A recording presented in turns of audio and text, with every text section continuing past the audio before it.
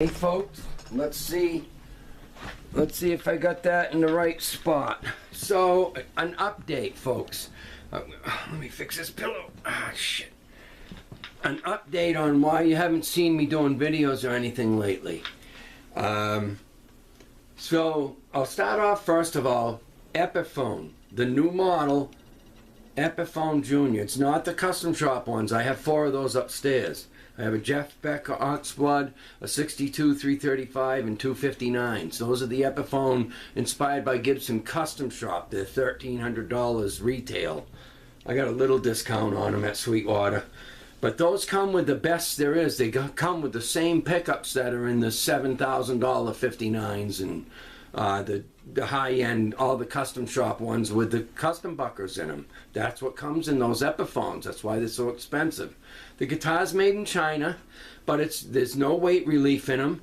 So I look for ones that have got a decent lightweight to them and with a nice top on them. They got CTS pots, switchcraft toggling. There's no hot rodding. In fact, a couple of them I sold. I took the custom buckers out of them, and I got them downstairs on the shelf because the person bought it with the Damasio's that I had in it. Another guy bought one of them that had Seymour Duncan's in it. So I've got 2 sets of custom buckers on the shelf down cellar just for my personal use, really. But if somebody buys one, I'll get other whatever.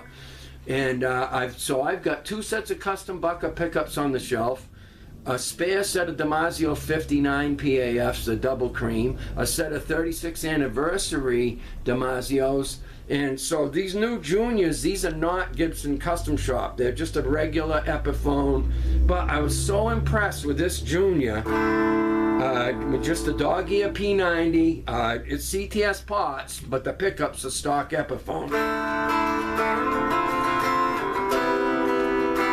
And of course, you've only got 1 pickup, so if you want warmer, you got to turn the tone.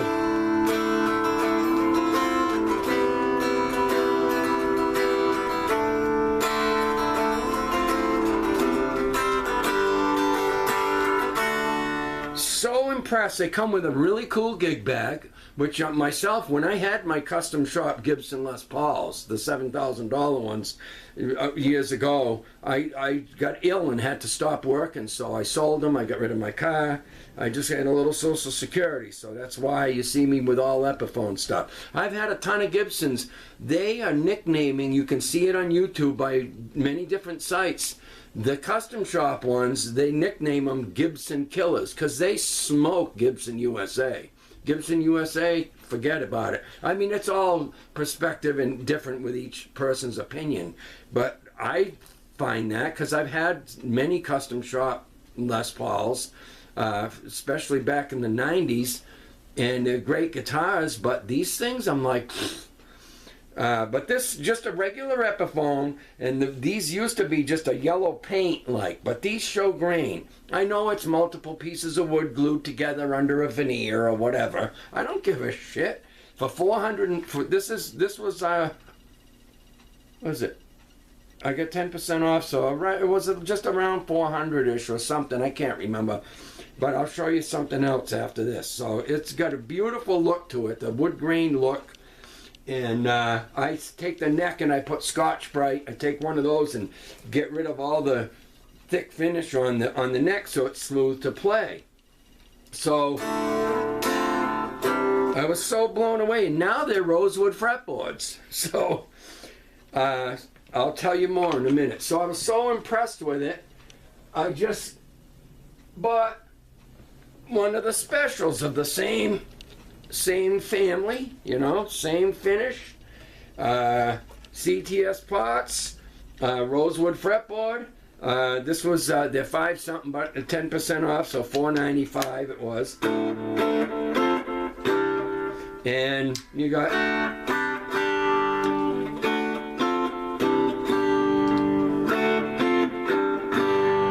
okay. So I'm just over the moon with how killer these are. I've been playing them a little bit. I can't play much at a time because of the pain, but I just ordered, they don't even have any in stock. I just ordered the Gibson USA underwound Alnico 3 P90s. Those are probably what come in the custom shop guitars, P90s, I'm assuming, because the Gibson custom buckers that are in my Epiphones are Alnico 3s. They're not Alnico 2s, they're not Alnico 5s, they're Alnico 3s. Unpotted, too. So that they just got a tone, a rich, they sound expensive, because they are. So I ordered those. They don't even have any in stock yet, but I already paid for it. 2 Gibson underwound Alnico 3 P90s. It would be a snap to change them. I've only changed about 500 pickups in my life, maybe 1,000. And on this one, I ordered the regular Gibson dog ear P90, and we'll see how it sounds. And the output on it's less than these things. I'll take them, they unplug, these plug in. I'm just going to unsolder them at the hot in the ground and leave them plugged in, pull them out, and just install the other ones at just one wire with the braided for the ground. So I'm thrilled about this, but here's the update. I fell on January 4th. Why I haven't been doing too many videos and injured my shoulder, and my doctor said he thinks the labrum is torn in the back and the upper bicep. So I went obviously to the emergency room. They took x-rays, sent me home.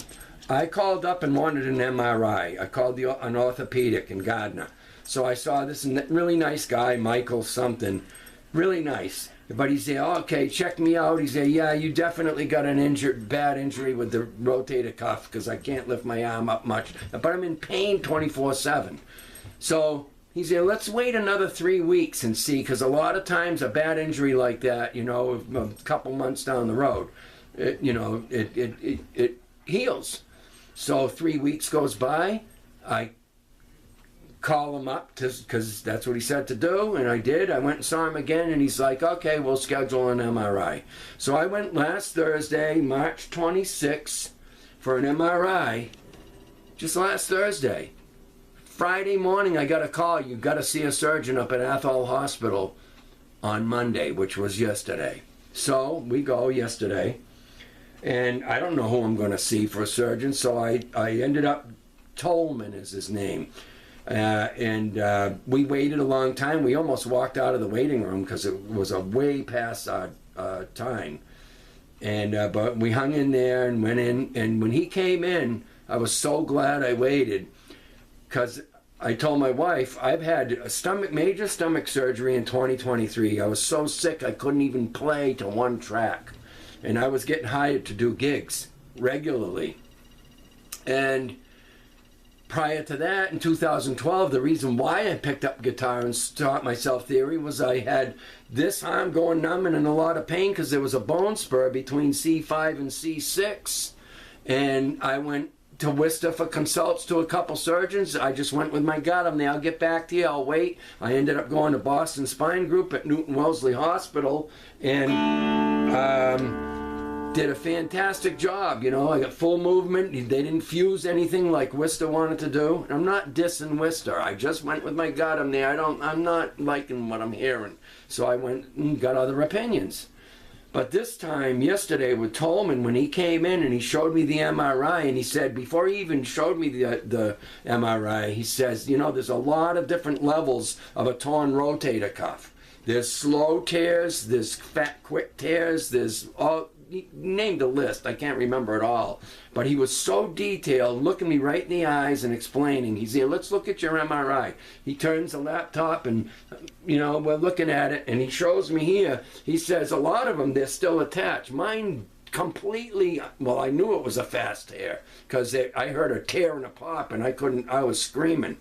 So mine is completely torn off, separated right from where it originally was. And because it's been a month and a half, he hurried the surgery date to May 14th, and if he gets an opening sooner, he's going to get me in. He said, we're going to fix it, but I can't guarantee you 100%. None of them can, because it's way back. You could see clearly in the MRI, he pointed out the dark spot. Plus, he pointed out I had an old injury here, which I did because I've got a dislocated collarbone from a bad fall on a bicycle over the handlebars going about 15, 20 miles an hour. And he could see all that in there without me telling him. And he said, but the new thing, he showed me the dark part. He said, that's your rotator. That's your muscle that tore away. And that, it's way back here. And he said, it belongs over the end of the ear. We're going to put pins in there and pull that back, and we're going to wrap it around there and tie it. And we're hoping that it's not too late, because I wanted an MRI right away. And here it is 2 months later. Finally, I get an MRI. So let's hope. So I'm going to be out of the playing. I haven't been doing videos because I can't play for shit. It hurts all the way down into my fingers. Thank God I can still move them. But just wanted to give you guys an update that, so instead of getting all bummed out, I've got 197 cassettes now filled with ideas, and I'm re-listening to them. I'm on my 60th cassette that I recorded starting after the stomach surgery healed enough to where I felt better and felt like playing again. I started recording over some old cassettes from 2012 when I started teaching myself theory. And then I bought some more 20 packs on Amazon and stuff. So I've got 197 cassettes filled with ideas. I'm re-listening to them because I thought, well, I'll just record over them. Most of them are probably shit.